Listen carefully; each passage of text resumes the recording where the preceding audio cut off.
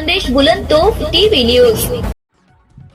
संजय भगवान भिल यांच्या मारेकऱ्यांना तात्काळ अटक करा, अन्यथा आदिवासी समाज तीव्र स्वरूपाचे आंदोलन करणार। शिंदखेडा शहरात काल ग्रामीण रुग्णालयात अनोळखी इसमाचे मृतदेह आढळल्यानं संशय व्यक्त करण्यात आलाय। तसेच सदर मृत व्यक्तीची पोस्ट सोशल मीडियावर फिरत होती। त्यात नातेवाईकांनी शोध घेत असताना थेट शिंदखेडा ग्रामीण रुग्णालय गाठले। सदर इसमाची ओळख पटताच कुटुंबातील व्यक्तींनी हंबरडा फोडला।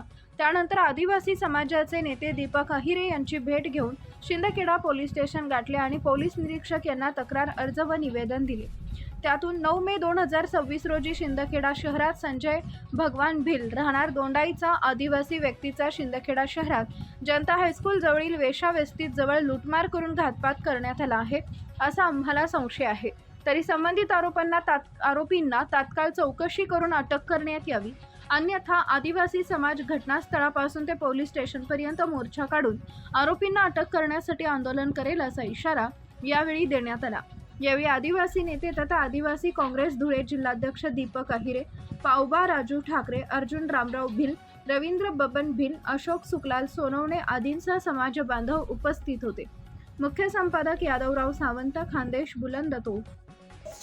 काल दिनांक 9/5/2026 रोजी शिंदखेडा शहरात संजय भगवान भिल राहणार दोंडाईच्या या आदिवासी व्यक्तीच्या शिंदखेडा शहरात जनता हायस्कूल जवळ वेश्यालयात लूटमार करून घातपात करण्यात आला आहे, असा आम्हाला संशय आहे।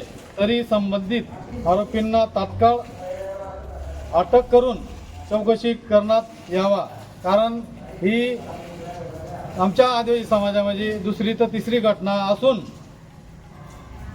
असंच दाबण्याचा प्रयत्न करण्यात येत आहे। जर ही घटनाही दाबण्याचा प्रयत्न करण्यात आला तर आम्ही येणाऱ्या 2 दिवसात आदिवासी समाज मिळून